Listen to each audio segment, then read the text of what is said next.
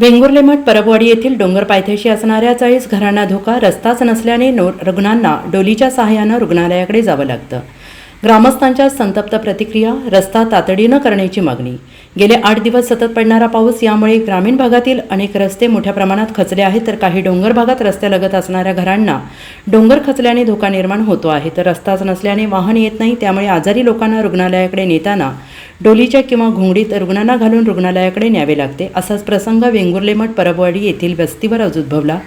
वेंगुर्लेमठ सातेरी मंदिराकडे डोंगर भागातून जाणारा रस्ता खचला असल्याने परबवाडी येथील 40 घरांना अतिवृष्टीचा धोका निर्माण झाला आहे. डोंगर भागातील रस्ता खचल्यामुळे रुग्णांना रुग्णालयाकडे नेताना डोलीचा आधार घेत पायपीट करत मुख्य रस्त्यापर्यंत न्यावे लागते. तर शाळकरी मुलांना रस्ता खचल्यामुळे याच रस्त्यावर कसरत करत शाळेत जावे लागत आहे. त्यामुळे मठ येथील ग्रामस्थांकडून तातडीनं शासनाने रस्ता करावा अशी मागणी जोर धरते आहे.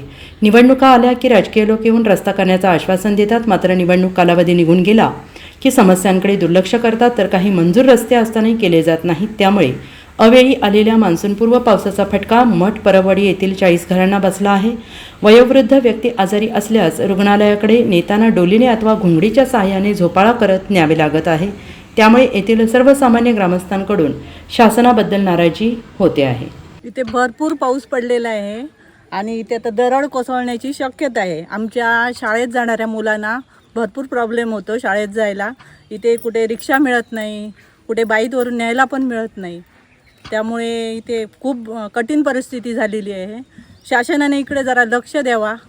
नुसतं फक्त इलेक्शनसाठी येऊ नये, आमच्या रस्ता बघण्यासाठी पण यावा. मला सांगा, एखाद्याचा आरोग्याचा प्रश्न निर्माण झाला तर काय इथून रुग्णालयापर्यंत नेण्यासाठी काय इथे वाहन येऊ शकतं का? नाही, इथे वाहन काही येऊ शकत नाही. आम्हाला पालखीत बसून न्यावं लागतं त्यांना. त्याच्यामुळे खूप परिस्थिती कठीण झालेली आहे आमची. इथले आमदार, खासदार, मंत्री लक्ष देतात का? नाही, फक्त इलेक्शनच्याच वेळी येतात, मध्ये येतच नाहीत ते. तुमची मागणी काय? आमची आता हा रस्ता तरी निदान सुरक्षित व्हावा एवढी आमची इच्छा आहे. नीट व्हावा रस्ता.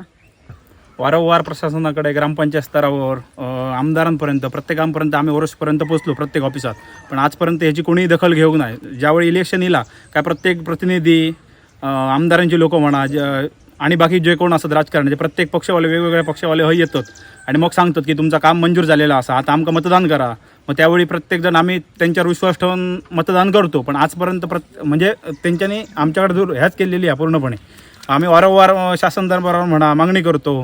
प्रत्येक पक्षाचे तालुकाध्यक्ष म्हणा, समजलं, प्रत्येक ह्याच्यातलं शाखा प्रमुख म्हणा, प्रत्येकाकडे आम्ही हे करून पण अजून कोण ह्याच्याकडे हे करत नाही. रस्तो मंजूर झालेलो असा, समजलं, मग रस्तो मंजूर झालेलो असा, पण पुढे पण त्याची काय हे होऊ नाही ना. अजून काँक्रिटीकरण मंजूर झालं, पण अजून पुढे त्याची काय हे होऊ नाही, दखल कोणी अजून घेऊ नाही असं. आता सध्या जे 40 घरं आहेत त्यांना धोका निर्माण आहे आणि आरोग्याचा एखाद्याचा प्रश्न असेल तर तुम्हाला काय कसरत करावी लागते? तुम्ही आता काय कसरत करतो ती तुम्ही आता बघितली, काय परिस्थिती आहे ती समोर, समजलं ना. ते आता बघा तुम्ही काय बघितलं आहे ते. रस्त्याची दुर्दशा तुम्हाला तर माहिती आहे ती येऊन प्रशासन स्व लक्ष घालत नाही, कोणच लक्ष घालत नाही आहे. आणि ह्याच्यापुढे 40 घरं आहेत इथे. 40 घरामध्ये एखादी दुर्घटना झाली किंवा काय झालं तर नेण्याचं प्रश्न येत नाही आहे, वाहनच नाही येऊ शकत नाही. त्यांना फटकुरातून किंवा याच्यातून घालून न्यावं लागतं आम्हाला. अशी परिस्थिती आहे. आणि 40 घरांचे इथे कोण म्हातारी माणसं आहेत, शाळेत जाणारी मुलं आहेत, अशा. आणि कोणी जर ॲक्सिडेंट झालं, काय झालं ह्याच्यामध्ये, तर कसं नेणार आहे? आणि ह्याच्यावर प्रशासन अजिबात लक्ष घालत नाही.